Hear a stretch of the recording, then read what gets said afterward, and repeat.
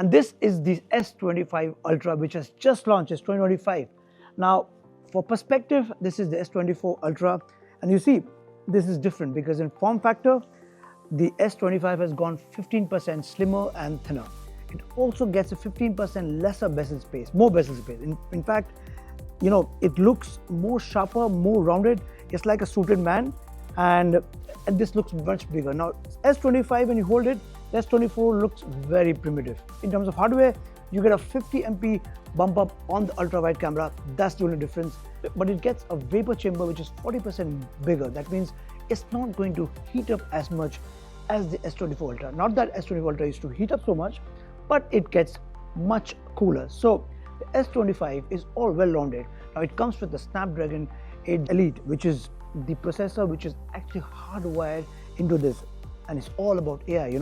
So what has happened is that this button, when you press here, it gets Gemini. Now with that, you can do a lot of things. You can actually ask Gemini everything. This is the major difference because this makes life very easy. Also, when you do stuff which is going to take a lot of time, the device inbuilt capacity has really gone up because of the processor. Now the Qualcomm and Snapdragon and Samsung has worked together. It's not as if made for this. They actually worked together to make this look very seamless. The S25 overall feels much more premium, much more precise, to be very accurate, but it's not radically changing. Like the iPhone 16 Pro Max used to weigh 228 grams. Now this is actually weighs about 218 grams. So it's lighter than the iPhone 16 Pro Max also.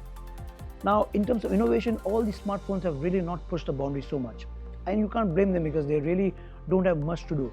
But Samsung has not, without doing too much, has given us a smartphone which is going to appeal to you. It looks premium in the hand. Also, this is the Samsung S25. Now, it also looks very premium. It's also more sharper. Again, it gets those edges. And this is more rounded edges. The S24 used to be very squarish. That's the major difference. And even if you see, the size-wise, it is actually different. But the screen size remains the same. Tell us in the comments, what do you think about it? We are going to be living with this for a long time and come back and tell you whether this is the one that you need to go for as a premium smartphone. Because in Android, S24 and S25 series have always set the bar. Will Samsung continue to do that? That's something we have to watch out. See you in the next one.